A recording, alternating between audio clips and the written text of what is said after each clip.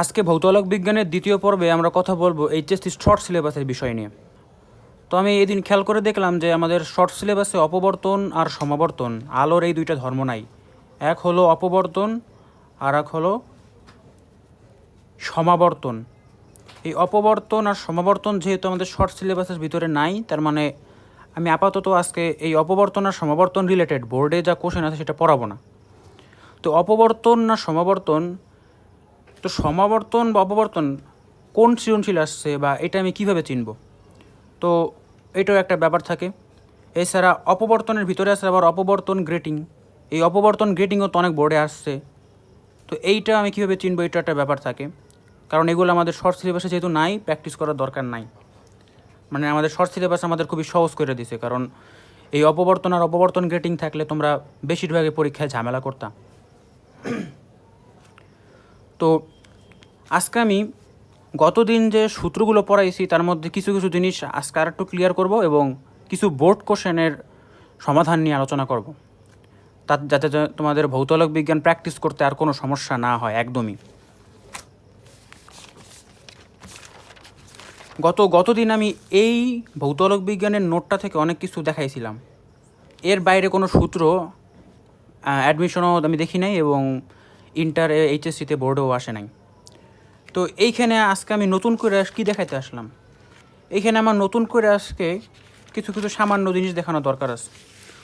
ওই দিন আমি বলছিলাম যে ব্যতিচারের ক্ষেত্রে a sine theta equal to n lambda. তো ব্যতিচারের ক্ষেত্রে একটু ঝামেলা কি, এ সমান মনে রাখবা, ব্যতিচারের জন্য এ হলো চির দুইটার মধ্যবর্তী দূরত্ব। মানে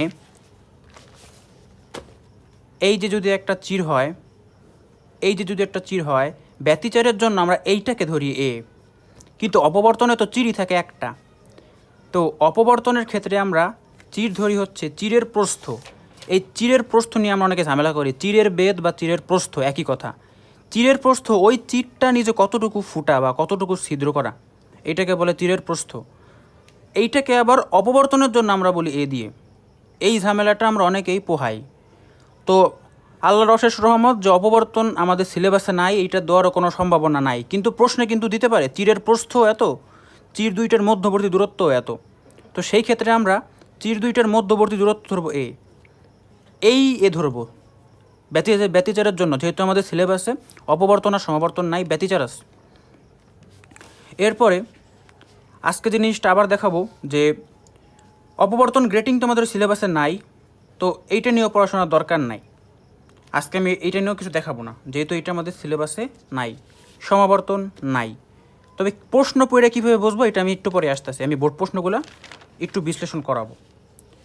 এই যে আমি এখানে লেখা দিছি যে এই ক্ষেত্রে এইটা হলো চিরের প্রস্থ বা বেদ, আর এই চির দুইটার যে মাঝখানের দূরত্ব এটাকেও আমরা এ দ্বারা প্রকাশ করি, সেটা হলো ব্যতিচারের ক্ষেত্রে এ মানে হচ্ছে চির দুইটার মধ্যবর্তী দূরত্ব, কিন্তু অপবর্তনের ক্ষেত্রে এ হলো চিরের প্রস্থ বা বেদ। তো অপবর্তন আমাদের সিলেবাসে নাই, কীভাবে বুঝবো বলতেছি। তো চির অথবা স্লিট একই কথা, মনে রাখতে পারো। ওকে, এখন আমি কিছু কিছু সামান্য বোর্ড কোশ্চেন নিয়ে আলোচনা করব, যে সকল বোর্ড কোশ্চেনে আমাদের সমস্যা হয় বা আমরা কীভাবে বুঝবো এটা আমাদের শর্ট সিলেবাসের অন্তর্ভুক্ত কি না। আমার কাছে পাঞ্জাবি টেস্ট পেপার আছে। তো পাঞ্জাবি টেস্ট পেপারের প্রথম সৃজনশীল ঢাকা বোর্ড 19। আমরা দেখতে পারতেছি সৃজনশীলে চির আছে দুইটা। যদি কখনো দেখো প্রশ্নে দুইটা চির আছে, তাহলে বুঝবো এটা হলো ব্যতিচারের প্রশ্ন করা হয়েছে। আমি আবার বলি, যদি কখনো দেখি প্রশ্নে চির আছে দুইটা, ওইটা ব্যতিচারের প্রশ্ন। আর যদি কখনো কোনো প্রশ্নে দেখি চির আছে একটা, ওইটা বুঝবো অপবর্তনের প্রশ্ন। আমি লিখেও রাখছি, দেখো কিভাবে বুঝবো সেটা ব্যতিচার নাকি অপবর্তন। যদি দেখি প্রশ্নে দুইটা চির আছে তাহলে বুঝবো ব্যতিচার, যদি দেখি প্রশ্নে একটা চির আছে তাহলে বুঝবো অপবর্তন, আর যদি দেখি অনেকগুলো চির আছে সেটা বুঝবো অপবর্তন গ্রেটিং। শর্ট সিলেবাসে আমাদের অপবর্তনও নাই, অপবর্তন গ্রেটিংও নাই। তার মানে আমরা এইটা বলতে পারি, আমাদেরকে একক চির দিয়ে কোনো প্রশ্ন দেওয়ার সম্ভাবনাই নাই, একদম 0%, যেহেতু আমাদের সিলেবাসে নাই। অথবা যদি স্যাররা তোমাদের সাথে আমাদের সাথে মজা করতে চায়, দিতে পারে যে প্রথমে তোমাকে দেখাইলো একটা চির, প্রশ্নে বললো যদি আরেকটা চির থাকে এই এত সমান দূরত্বে, তাহলে কি হইতো। কিন্তু একটা চিরের ক্ষেত্রে যা যা ঘটে, যে কাহিনীগুলো হয়, সেই সম্পর্কিত প্রশ্ন আমাদের শর্ট সিলেবাসে নাই। এই প্রশ্ন আমি বুঝে গেলাম এটা ব্যতিচারের প্রশ্ন, তার মানে বুঝলাম এটা আমাদের শর্ট সিলেবাসের জন্য আমরা ঢাকা বোর্ড 19-এর প্রশ্নটা পড়ব। ঢাকা বোর্ড 19-এর প্রশ্নটা ঝামেলা আছে। এইখানে ইয়ংয়ের দ্বিচির পরীক্ষা বলা আছে, যেহেতু দ্বিচির মানে এটা হচ্ছে ব্যতিচারের পরীক্ষা, এটা আমরা বুঝতেই পারতেছি। ওকে, আলোর তরঙ্গ দৈর্ঘ্য কত? ল্যামডা 5500 অ্যাংস্ট্রোম, কিন্তু অ্যাংস্ট্রোম তোমার এসআই একক না, আমরা যত অঙ্ক করবো সব করবো এসআই এককই নিয়ে। আর 5500 অ্যাংস্ট্রোম আমরা জানি 1 অ্যাংস্ট্রোম সমান 10⁻⁻10 মিটার, আর 1 ন্যানোমিটার সমান 10⁻⁻9 মিটার। এটা আমাদের জানতে হবে। তো 5000 অ্যাংস্ট্রোম কত হবে? 5000 অ্যাংস্ট্রোম হবে 5000 × 10⁻⁻10 মিটার। এটা সবাই রাখবো, কারণ মিটার হচ্ছে এসআই একক। চিরদ্বয়ের প্রস্থ, এই তো ঝামেলা। চিরদ্বয়ের প্রস্থ এইটা মানে তো এইটা বোঝায় না যে এই চির থেকে এই চিরের মধ্যবর্তী দূরত্ব। চিরদ্বয়ের প্রস্থ মানে বোঝায় এই চিরটা কতটুকু ফুটা করা বা কতটুকু ছিদ্র, এইখান থেকে এইটুক কত, জাস্ট এইখান থেকে এইটুক করতো। বাস্তবে কিন্তু এগুলো খুবই ছোট, এবং মান দেখে নিজে নিশ্চয়ই বুঝতে পারতেছো 0.1 মিলিমিটার, মানে এইখান থেকে এই পর্যন্ত হলো 0.1 মিলিমিটার। আমি বলি এই জিনিসটা আমাদের শুধু অপবর্তনের ক্ষেত্রে লাগে, চিরের প্রস্থ আমাদের লাগে অপবর্তনের ক্ষেত্রে, ব্যতিচারের ক্ষেত্রে আমাদের চিরের প্রস্থ লাগে না, তার মানে এটা দরকার নেই। ওকে, আর 0.1 মিলিমিটার এর সাথে যদি 10⁻³ গুণ দিই এইটা হয়ে যায় মিটার। এই কনভারসেশন দুইটা মনে রাখবা, 1 মিলিমিটার = 10⁻³ মিটার। মানে ভৌতোলক বিজ্ঞানে এই জিনিসটা আর এই জিনিসটা কত ব্যবহার হয়েছে সেটা তোমরা প্র্যাকটিস করতে গেলে বুঝতে পারবা। প্রশ্ন করছে ব্যতিচারের ডোরা প্রস্থ কত। তো আমরা জানি ডোরা প্রস্থের সূত্র কি? ডোরা প্রস্থের সূত্র আমরা ∆x দিয়ে লিখি, সেটা হচ্ছে λd/2a। আমার প্রশ্নে দেখো ল্যামডা দেওয়া আছে, ডি কি দেওয়া আছে? আমার ডি দেওয়া নাই। হ্যাঁ, চিত্রে দেওয়া আছে ডি, আমার কথায় কিন্তু দেওয়া নাই, কিন্তু চিত্রে ডি দেওয়া আছে। এই বিষয়টা একটু খেয়াল করতে হবে, চিত্রে আমার ডি দেওয়া আছে। এবং মধ্যবর্তী দূরত্ব, চিরদ্বয়ের মধ্যবর্তী দূরত্ব 0.5 মিলিমিটার। এইবার আমরা পাইছি এ, এইটা আমার এ হলো 0.5 মিলিমিটার। তো আমার এই প্রশ্নের জন্য আমি ল্যামডা জানি, ডি জানি, এ জানি, সবই জানি। তবে ঝামেলাটা কোথায়? ঝামেলাটা ওনারা এখানে শেষ পর্যন্ত কেন জানি পানির প্রতিসর অঙ্ক দিয়ে দিল আর পানিতে আলোর দ্রুতি দিয়ে দিল, এইখানে হচ্ছে ঝামেলা। তার মানে ওনারা বুঝাইছে যে এই পুরা ব্যবস্থাটা বায়ুতে নাই, এটা পানিতে আছে। তো পানিতে থাকার কারণে কিন্তু ওনারা এই তথ্যটা দিল, বায়ুতে নাই ব্যাপারটা, এটা বুঝতে হবে। তার মানে এইখানে আমরা কি বসাবো? এইখানে ল্যামডার জায়গায় এখন পরিবর্তন আসবে। এই ল্যামডাটা তো দেওয়া আছে, এই যে ব্যবহৃত আলোর তরঙ্গদৈর্ঘ্য 5500 অ্যাংস্ট্রোম, যেটা বলা আছে প্রশ্ন, ওইটা বলা আছে বায়ুর সাপেক্ষে, কিন্তু আমরা তো বের করব পানির সাপেক্ষে।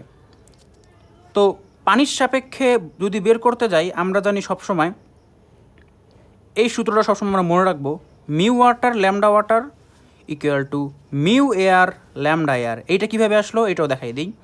আমরা জানি এ মিউ বি, এটাকে লেখা যায় কি μb/μa। আবার এখান থেকেই লেখা যায় λa/λb।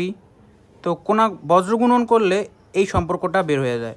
তো এই সম্পর্কটা আমরা ডিরেক্টলি মনে রাখলেই সবচেয়ে ভালো হয়, কারণ আমাদের ভৌতোলক বিজ্ঞানের অঙ্কে এই ব্যাপারটা বারবার কাজে লাগবে।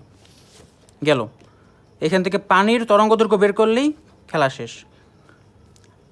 সেখানে পানির তরঙ্গদৈর্ঘ্য বের করে দিতে পারলেই আমরা উত্তর পেয়ে যাব। আর যেহেতু আমরা টোটাল জিনিসটা এসআই এককে নিয়ে করছি, প্রস্থ পাবো মিটারে। এখন দেখার বিষয় কি, ঘ নাম্বারে কী প্রশ্ন করছে, S2 চির বন্ধ করলে কেন্দ্রীয় চরমের বিস্তৃতি কোণ পাওয়া যাবে কি না।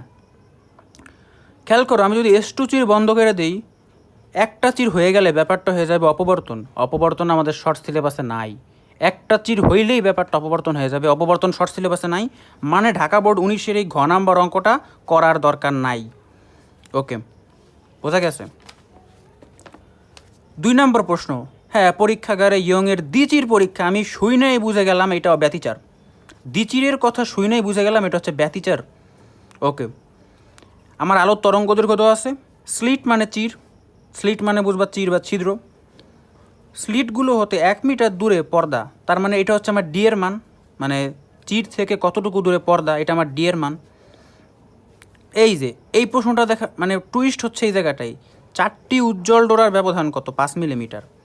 4টি উজ্জ্বল ডোরার ব্যবধান মানে কি? এই মানে কি এই ব্যাপারটা এখন বুঝি আমরা। 4টি উজ্জ্বল ডোরা, 4টি উজ্জ্বল ডোরা মানে বোঝায় যে তুমি 4টা উজ্জ্বল ডোরাই নিবা, ঠিক আছে? আগে তুমি 4টা উজ্জ্বল ডোরা নাও। এই যে আমরা তো জানি উজ্জ্বলগুলো তার পাশাপাশি থাকে না, উজ্জ্বলের পরে একটা অন্ধকার থাকে, তারপর আবার আর একটা উজ্জ্বল থাকে, তারপর আবার আর একটা অন্ধকার থাকে, তারপর আবার আর একটা উজ্জ্বল থাকে, আবার আর একটা অন্ধকার থাকে, আর একটা উজ্জ্বল। দেখছো আমি কিন্তু 4টা উজ্জ্বল আঁকলাম, 1টা 2টা 3টা 4টা। 4টা উজ্জ্বল ডোরার মধ্যবর্তী দূরত্ব মানে বোঝায় প্রথম উজ্জ্বল ডোরার কেন্দ্র থেকে, আমরা এই অধ্যায়ের বেশিরভাগ হিসাবগুলোই করি একটা ডোরার কেন্দ্র থেকে অপর ডোরার কেন্দ্র পর্যন্ত, তাহলে আমাদের হিসাবটা সহজ হয় বা খুবই নিখুঁত হয়। এই যে বলছে 4টা উজ্জ্বল ডোরার ব্যবধান বলছে 5 মিলিমিটার, মানে 4টা উজ্জ্বল ডোরার মধ্যবর্তী দূরত্ব 5 মিলিমিটার। এই ডোরা থেকে 4টা ডোরা পর্যন্ত গোনো, 1টা উজ্জ্বল, 2টা উজ্জ্বল, 3টা উজ্জ্বল, 4টা উজ্জ্বল। তো 4টা উজ্জ্বল পর্যন্ত গেলে এইটার কেন্দ্র থেকে এইটার কেন্দ্র পর্যন্ত এই দূরত্বটা হবে 5 মিলিমিটার। মানে ওই কথা দ্বারা এই কথা বোঝায়, এইটাই আমরা বুঝি না। ওই কথা দ্বারা এই কথাটাই বোঝায়, এইটা আমরা বুঝি না, এই কারণে আমরা করতে পারি না।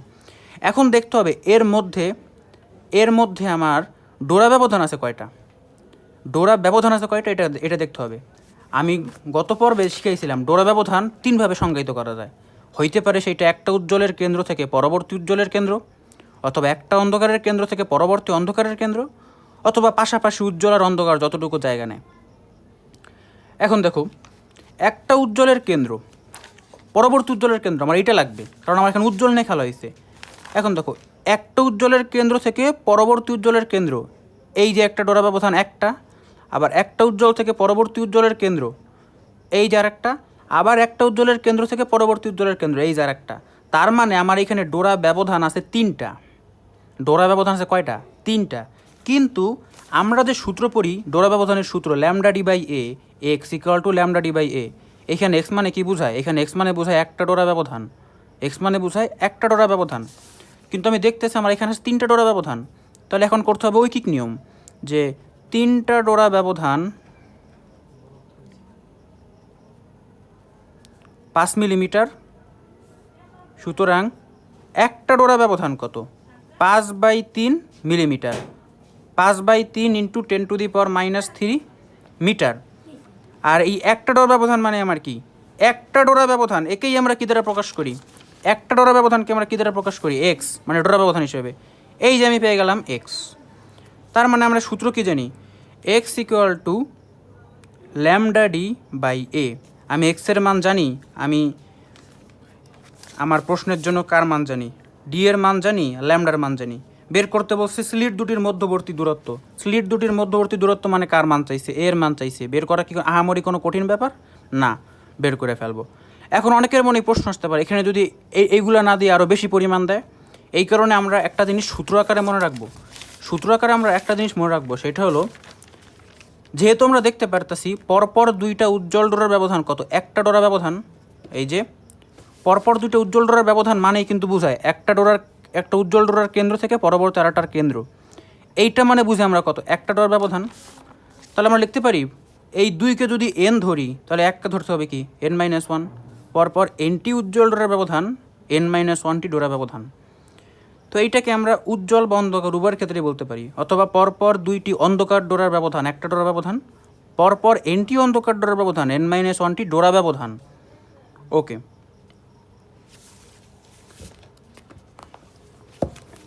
এই গেল একটা টাইপ। ওকে, আমি এটার ঘর নাম্বার দেখাবো না, তোমরা পারবা, কারণ আমি এই সূত্র দেখাই দিছি, এটা একদম ইজি। এখন হচ্ছে লাস্ট আরেকটা সৃজনশীল নিয়ে কথা বলবো। ইয়ংয়ের দ্বিচির পরীক্ষার, মানে দ্বিচির দেখে বুঝে গেলাম এইটা আমার ব্যতিচারের প্রশ্ন।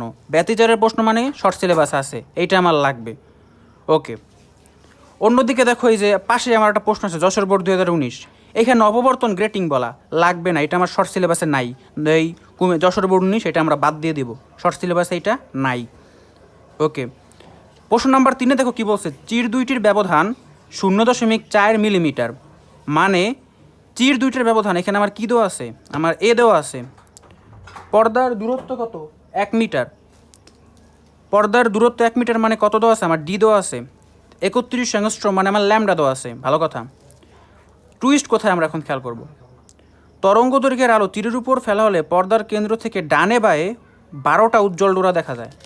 মানে তুমি যদি এখন দেখো যে ডানে বায়ে 12টি উজ্জ্বল ডোরা দেখা যায়, মানে কি, এই যে মনে করো মাঝখানে আমার কেন্দ্রীয়, এই যে দিচির থেকে আলো এসে পড়লো আমার কেন্দ্রীয়তে, পরে কেন্দ্রীয়র এদিকেও মনে করো 12টা উজ্জ্বল ডোরা, এদিকেও 12টা উজ্জ্বল ডোরা। এই প্রশ্ন আমার বলা আছে এই জিনিসটা।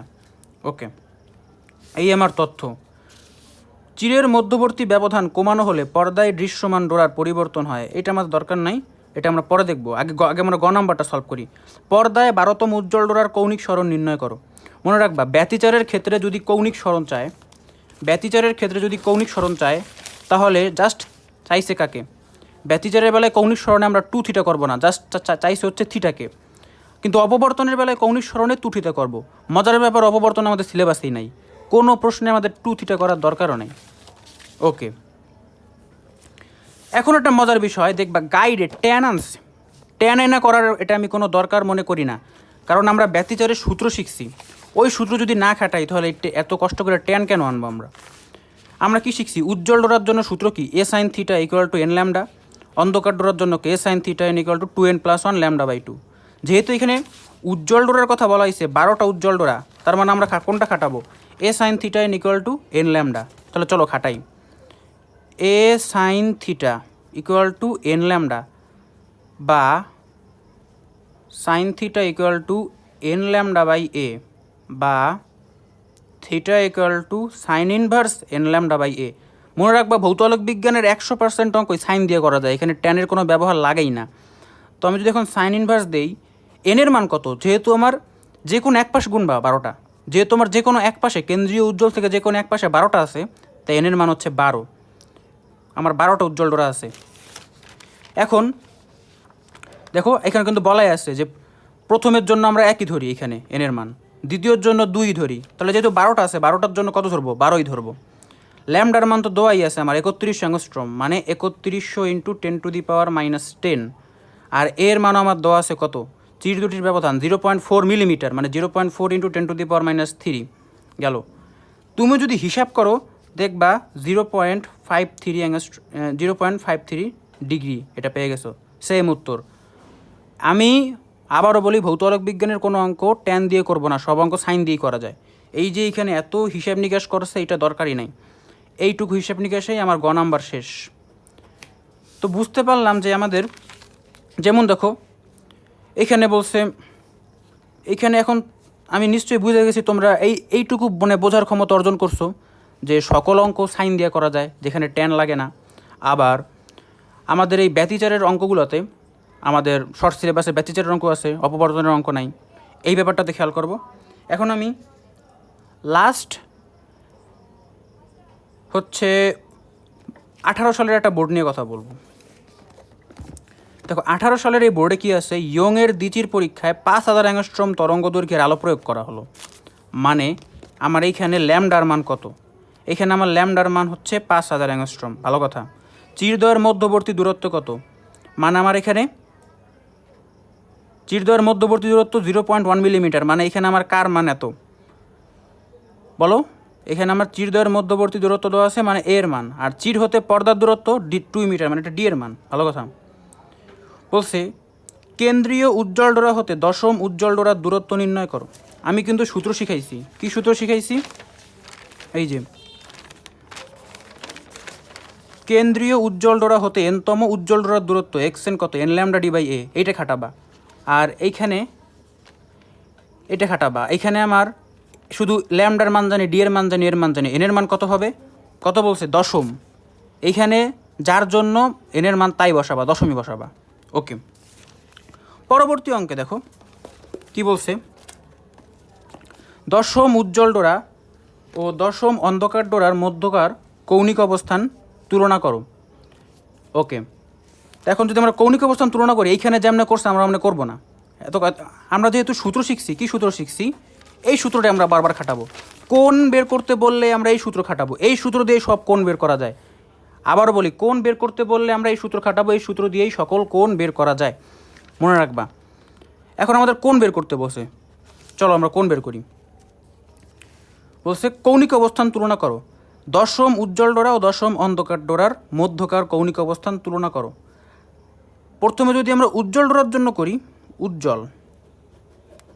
যদি আমরা উজ্জ্বল ডোরার জন্য করি, উজ্জ্বল ডোরার জন্য করলে কি হবে, a sine theta equal to n lambda.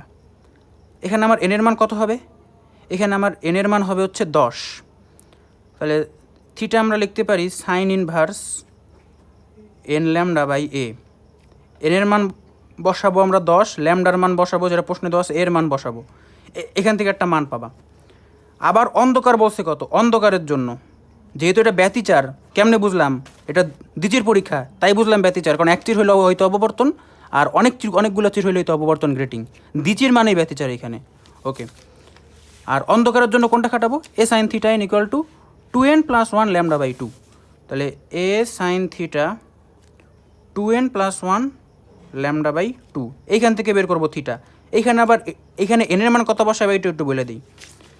মনে রাখবা ব্যতিচারের ক্ষেত্রে আমরা যে সূত্রটা জানি 2n + 1, এইখানে আমার কাছে যততম চাবে এনের মান তার থেকে 1 কম বসাবো।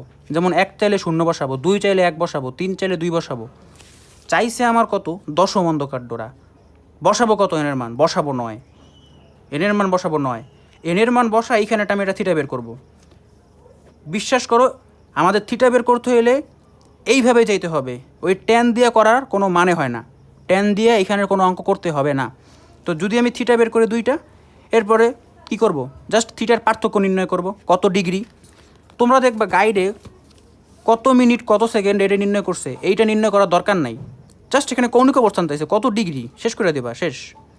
এবং তোমরা যদি এইভাবেও করো একই মান পাবা। ট্যান দিয়ে করতে গেলে তুমি ঝামেলা, ওরা অনেক দূরত্ব বের করে, কিন্তু এমনি করতে গেলেও তোমরা একই মান পাবা। কইরা দেখো বাসায়। আজকে আপাতত এই পর্যন্তই। আবারও বলি যে যেগুলো ব্যতিচারের অঙ্ক ওইগুলো করবো, অপবর্তন বা অপবর্তন গ্রেটিংয়ের অঙ্ক করার দরকার নাই। ব্যতিচারের অঙ্ক বুঝবে কেমনে, দ্বিচির দেখা। আর ব্যতিচার থাকলে কি খাটাবা, এইগুলা খাটাবা, এইটা খাটাবা। তার মানে আমার শর্ট সিলেবাসের জন্য লাগতেছে এইটুকু, আর হচ্ছে লাগতেছে এই পৃষ্ঠাটা। তাহলে আমাদের শর্ট সিলেবাসের অঙ্কগুলো ভালো মতো হয়ে যাবে।